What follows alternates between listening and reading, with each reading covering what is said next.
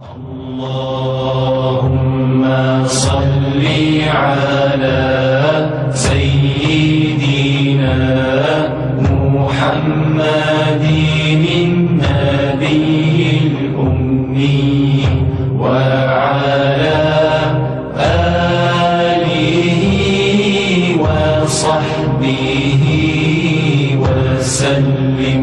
خاندان نبوت، نسب۔ نبی صلی اللہ علیہ وآلہ وسلم کا سلسلہ نسب 3 حصوں پر تقسیم کیا جا سکتا ہے۔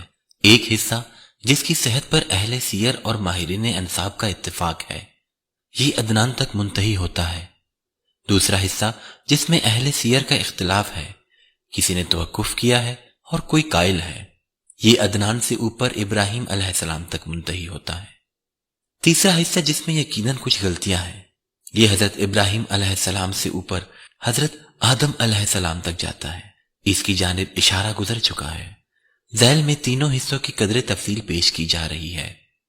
پہلا حصہ محمد بن عبداللہ بن عبد المطلب بن ہاشم بن عبد مناف بن قصی بن کلاب بن مرہ بن کعب بن لوئی بن غالب بن فہر بن کنانہ بن خزیمہ بن مدرکہ بن الیاس بن مزر بن نزار بن معد بن عدنان۔ دوسرا حصہ عدنان سے اوپر یعنی عدنان بن عد بن حمیسہ بن سلامان بن اوس بن بوز بن کموال بن ابی بن عوام بن ناشد بن حذا بن بلداس بن یدلاف بن طابخ بن جاہم بن ناہش بن ماخی بن عیز بن ابکر بن عبید بن الدعاء بن حمدان بن سنبر بن یسربی بن یحزن بن یلحن بن عروہ بن عیز بن دیشان بن عیسر بن عفناد بن ایہام بن مکسر بن ناحس بن زارا بن سمی بن مزہ بن اوزا بن آرام بن کیدار بن اسماعیل بن ابراہیم علیہ السلام۔ تیسرا حصہ حضرت ابراہیم علیہ السلام سے اوپر ابراہیم بن طارہ بن نحور بن ساردہ بن راؤ بن فالخ بن عابر بن شالخ بن ارفخشت بن سام بن نوح علیہ السلام بن لامک بن متوشلخ بن اخنوخ بن یرد بن محلائیل بن کنان بن انوشا بن شیث بن آدم علیہ السلام۔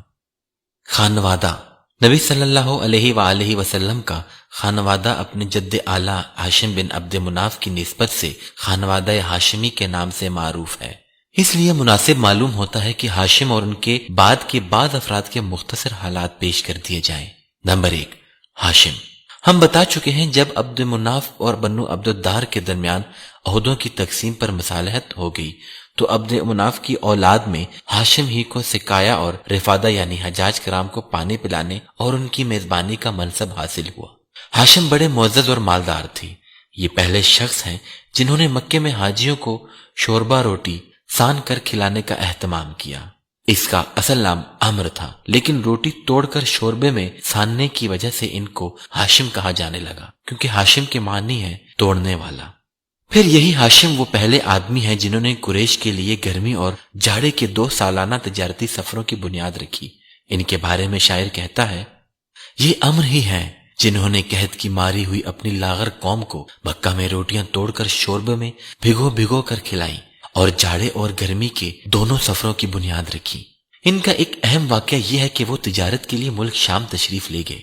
راستے میں مدینے پہنچے تو وہاں قبیلہ بنی نجار کی ایک خاتون سلمہ بنت عمر سے شادی کر لی۔ کچھ دنوں وہیں ٹھہرے رہے، پھر بیوی کی حالت حمل میں میکے ہی میں چھوڑ کر ملک شام روانہ ہو گئے اور وہاں جا کر فلسطین کے شہر غزہ میں انتقال کر گئے۔ ادھر سلمہ کے بطن سے بچہ پیدا ہوا۔ یہ 497 عیسوی کی بات ہے۔ چونکہ بچے کے سر کے بالوں میں سفیدی تھی، اس لیے سلمہ نے اس کا نام شیبہ رکھا اور یثرب میں اپنے میکے ہی کے اندر اس کی پرورش کی۔ آگے چل کر یہی بچہ عبد المطلب کے نام سے مشہور ہوا۔ عرصے تک خاندان ہاشم کے کسی آدمی کو اس کے وجود کا علم نہ ہو سکا۔ ہاشم کے 4 بیٹے اور 5 بیٹیاں تھیں، جن کے نام یہ ہیں: اسد، ابو سیفی، نزلہ، عبد المطلب، شفا، خالدہ، ضعیفہ، رقیہ اور جندہ۔ نمبر 2، عبد المطلب۔ پچھلی صفحات میں معلوم ہو چکا ہے کہ سقایا اور رفادہ کا منصب ہاشم کے بعد ان کے بھائی مطلب کو ملا۔ یہ بھی اپنے قوم میں بڑی خوبی اور اعزاز کے مالک تھے، ان کی بات نہیں ٹالی جاتی تھی۔ ان کی سخاوت کے سبب قریش نے ان کا لقب فیاض رکھ چھوڑا تھا۔ جب شیبہ یعنی عبد المطلب 10-12 برس کے ہو گئے تو مطلب کو ان کا علم ہوا اور وہ انہیں لینے کے لیے روانہ ہوئے۔ جب یثرب پہنچے اور شیبہ پر نظر پڑی تو اشکبار ہو گئے، انہیں سینے سے لگا لیا اور پھر اپنی سواری پر پیچھے بٹھا کر مکہ کے لیے روانہ ہو گئے، مگر شیبہ نے ماں کی اجازت کے بغیر ساتھ جانے سے انکار کر دیا۔ اس لیے مطلب ان کی ماں کی اجازت کے طالب ہوئے، مگر ماں نے اجازت نہ دی۔ آخر مطلب نے کہا کہ یہ اپنے والد کی حکومت اور اللہ کے حرم کی طرف جا رہے ہیں۔ اس پر ماں نے اجازت دے دی اور مطلب انہیں اپنے اونٹ پر بٹھا کر مکہ لے آئے۔ مکے والوں نے دیکھا تو کہا یہ عبد المطلب ہے، یعنی مطلب کا غلام ہے۔ مطلب نے کہا نہیں، یہ میرا بھتیجا یعنی میرے بھائی ہاشم کا لڑکا ہے۔ پھر شیبہ نے مطلب کے پاس پرورش پائی اور جوان ہوئے۔ اس کے بعد رومان یعنی یمن میں مطلب کی وفات ہو گئی اور ان کے چھوڑے ہوئے مناصب عبد المطلب کو حاصل ہوئے۔ عبد المطلب نے اپنی قوم میں اس قدر شرف و اعزاز حاصل کیا کہ ان کے آباء و اجداد میں بھی کوئی اس مقام کو نہ پہنچ سکا تھا۔ قوم نے انہیں دل سے چاہا اور ان کی بڑی عزت و قدر کی۔ جب مطلب کی وفات ہو گئی تو نوفل نے عبد المطلب کے صحن پر غاصبانہ قبضہ کر لیا۔ عبد المطلب نے قریش کے کچھ لوگوں سے اپنے چچا کے خلاف مدد چاہی، لیکن انہوں نے یہ کہہ کر معذرت کر دی کہ ہم تمہارے اور تمہارے چچا کے درمیان داخل نہیں ہو سکتے۔ آخر عبد المطلب نے بنی نجار میں اپنے ماموں کو کچھ اشعار لکھ بھیجے جس میں ان سے مدد کی درخواست کی تھی۔ جواب میں ان کا ماموں اسد بن ادئی 80 سوار لے کر روانہ ہوا اور مکے کے قریب ابتح میں اترا۔ عبد المطلب نے وہیں ملاقات کی اور کہا ماموں جان گھر تشریف لے چلیں۔ ابو سعد نے کہا نہیں، خدا کی قسم یہاں تک کہ نوفل سے مل لوں۔ اس کے بعد ابو سعد آگے بڑھا اور نوفل کے سر پر آن کھڑا ہوا۔ نوفل حتیم میں مشائخ قریش کے ہمراہ بیٹھا تھا۔ ابو سعد نے تلوار بے نیام کرتے ہوئے کہا اس گھر کے رب کی قسم اگر تم نے میرے بھانجے کی زمین واپس نہ کی تو یہ تلوار تمہارے اندر پیوست کر دوں گا۔ نوفل نے کہا اچھا لو، میں نے واپس کر دی۔ اس پر ابو سعد نے مشائخ قریش کو گواہ بنایا، پھر عبد المطلب کے گھر گیا اور 3 روز مقیم رہ کر عمرہ کرنے کے بعد مدینہ واپس چلا گیا۔ اس واقعے کے بعد نوفل نے بنی ہاشم کے خلاف بنی عبد الشمس سے باہمی تعاون کا عہد و پیمان کیا۔ ادھر بنو خزاعہ نے دیکھا کہ بنو نجار نے عبد المطلب کی اس طرح مدد کی ہے تو کہنے لگے کہ عبد المطلب جس طرح تمہاری اولاد ہے ہماری بھی اولاد ہے، لہذا ہم پر اس کی مدد کا حق زیادہ ہے۔ اس کی وجہ یہ تھی کہ عبد مناف کی ماں قبیلہ خزاعہ سے ہی تعلق رکھتی تھی۔ چنانچہ بنی خزاعہ نے دار الندوہ میں جا کر بنو عبد الشمس اور بنو نوفل کے خلاف بنو ہاشم سے تعاون کا عہد و پیمان کیا۔ یہی پیمان تھا جو آگے چل کر اسلامی دور میں فتح مکہ کا سبب بنا۔ تفصیل اپنی جگہ آ رہی ہے۔ بیت اللہ کے تعلق سے عبد المطلب کے ساتھ 2 اہم واقعات پیش آئے، ایک چاہے زمزم کی کھدائی کا واقعہ اور دوسرا فیل کا واقعہ۔ چاہے زمزم کی کھدائی۔ پہلے واقعے کا خلاصہ یہ ہے کہ عبد المطلب نے خواب دیکھا کہ انہیں زمزم کا کنواں کھودنے کا حکم دیا جا رہا ہے اور خواب ہی میں انہیں اس کی جگہ بھی بتائی گئی۔ انہوں نے بیدار ہونے کے بعد کھدائی شروع کی اور رفتہ رفتہ وہ چیزیں برآمد ہوئی جو بنو جرہم نے مکہ چھوڑتے وقت چاہے زمزم میں دفن کی تھی، یعنی تلواریں، زریں اور سونے کے 2 ہرن۔ عبد المطلب نے تلواروں سے کعبے کا دروازہ ڈھالا، سونے کے 2 ہرن بھی دروازے ہی میں فٹ کیے اور حاجیوں کو زمزم پلانے کا بندوبست کیا۔ کھدائی کے دوران یہ واقعہ بھی پیش آیا کہ جب زمزم کا کنواں نمودار ہو گیا تو قریش نے عبد المطلب سے جھگڑا شروع کیا اور مطالبہ کیا کہ ہمیں بھی کھدائی میں شریک کر لو۔ عبد المطلب نے کہا میں ایسا نہیں کر سکتا، اس کام کے لیے مخصوص کیا گیا ہوں۔ لیکن قریش کے لوگ باز نہ آئے، یہاں تک کہ فیصلے کے لیے بنو سعد کی ایک کاہنہ عورت کے پاس جانا طے ہوا اور لوگ مکہ روانہ بھی ہو گئے۔ لیکن راستے میں اللہ تعالیٰ نے انہیں ایسی علامات دکھائیں کہ وہ سمجھ گئے کہ زمزم کا کام قدرت کی طرف سے عبد المطلب کے ساتھ مخصوص ہے، اس لیے راستے سے ہی پلٹ آئے۔ یہی موقع تھا جب عبد المطلب نے نظر مانی کہ اگر اللہ نے انہیں 10 لڑکے عطا کیے اور وہ سب اس کی عمر کو پہنچے کہ ان کا بچاؤ کر سکے تو وہ ایک لڑکے کو کعبے کے پاس قربان کر دیں گے۔ واقعہ فیل۔ دوسرے واقعہ کا خلاصہ یہ ہے کہ ابرہہ صبا حبشی نے جو نجاشی بادشاہ حبش کی طرف سے یمن کا گورنر جنرل تھا، جب دیکھا کہ اہل عرب خانہ کعبہ کا حج کرتے ہیں تو صنعاء میں ایک بہت بڑا کلیسا تعمیر کیا اور چاہا کہ عرب کا حج اس کی طرف پھیر دے۔ مگر جب اس کی خبر بنو کنانہ کے ایک آدمی کو ہوئی تو اس نے رات کے وقت کلیسا کے اندر گھس کر اس کے قبلے پر پاخانہ پوت دیا۔ ابرہا کو پتا چلا تو سخت برہم ہوا اور 60,000 کا ایک لشکر جرار لے کر کعبے کو ڈھانے کے لیے نکل کھڑا ہوا۔ اس نے اپنے لیے ایک زبردست ہاتھی بھی منتخب کیا۔ لشکر میں کل 9 یا 13 ہاتھی تھے۔ ابرہا یمن سے یلغار کرتا ہوا محمص پہنچا اور وہاں اپنے لشکر کو ترتیب دے کر اور ہاتھی کو تیار کر کے مکے میں داخلے کے لیے چل پڑا۔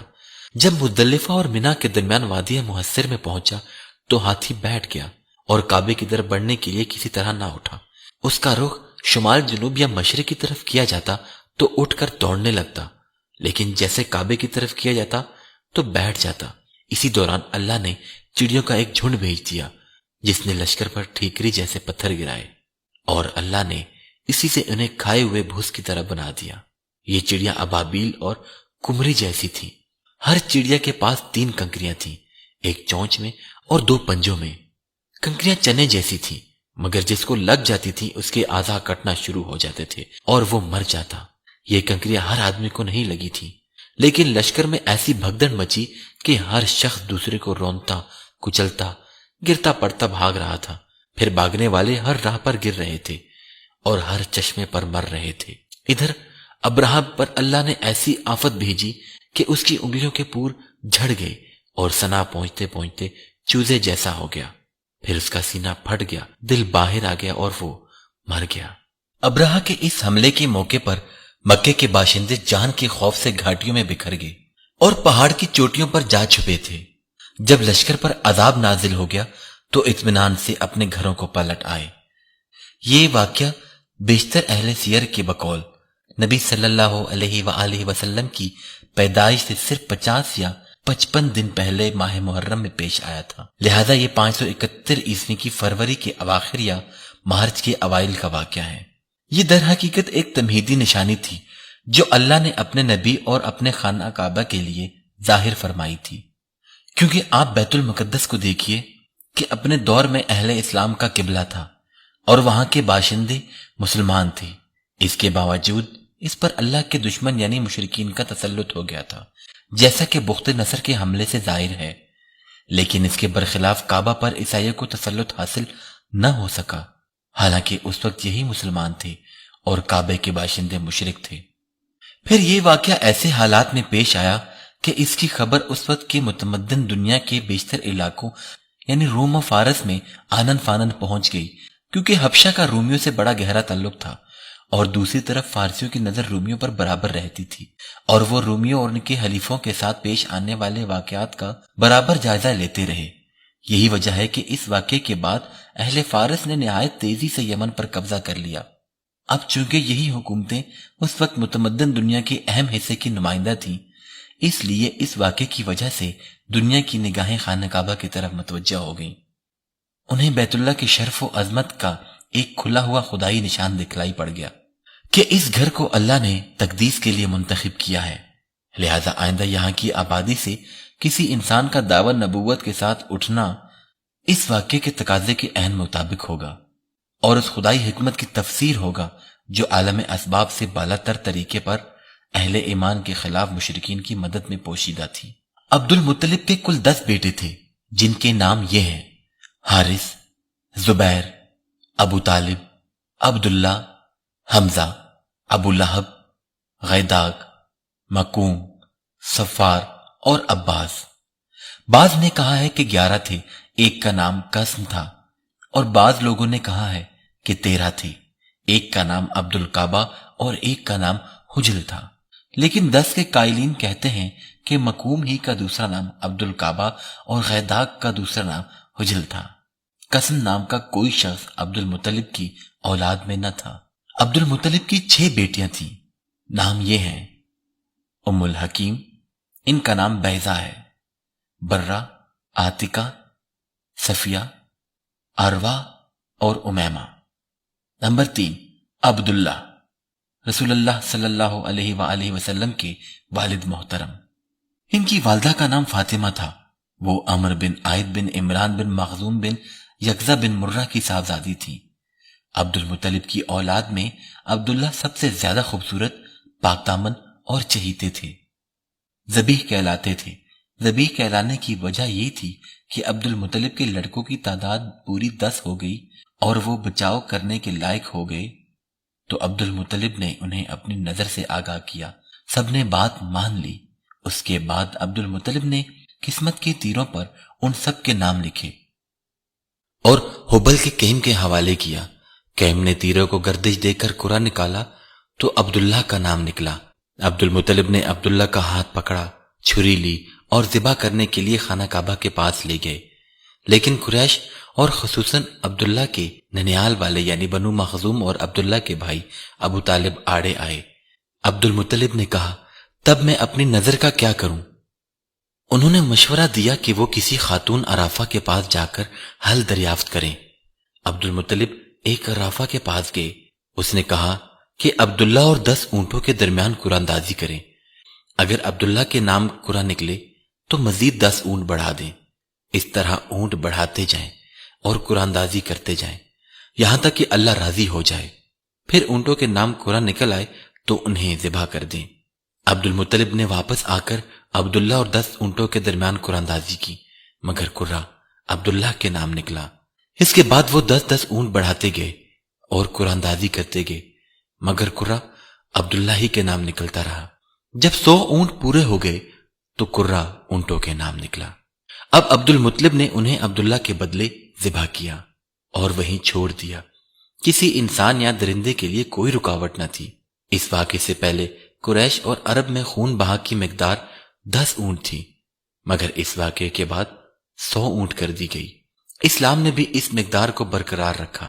نبی صلی اللہ علیہ وآلہ وسلم سے آپ کا یہ ارشاد مروی ہے کہ میں 2 ذبیح کی اولاد ہوں، ایک حضرت اسماعیل علیہ السلام اور دوسرے آپ کے والد عبداللہ. عبد المطلب نے اپنے صاحبزادے عبداللہ کی شادی کے لیے حضرت آمنہ کا انتخاب کیا جو وہب بن عبد مناف بن زہرہ بن کلاب کی صاحبزادی تھی اور رتبے کے لحاظ سے قریش کی افضل ترین خاتون شمار ہوتی تھی. ان کے والد نسب اور شرف دونوں حیثیت سے بنو زہرہ کے سردار تھے. وہ مکہ ہی میں رخصت ہو کر حضرت عبداللہ کے پاس آئیں مگر تھوڑے عرصے بعد عبداللہ کو عبد المطلب نے کھجور لانے کے لیے مدینے بھیجا اور وہ وہیں انتقال کر گئے. بعض اہل سیر کہتے ہیں کہ وہ تجارت کے لیے ملک شام تشریف لے گئے تھے. قریش کے ایک قافلے کے ہمراہ واپس آتے ہوئے بیمار ہو کر مدینہ اترے اور وہیں انتقال کر گئے.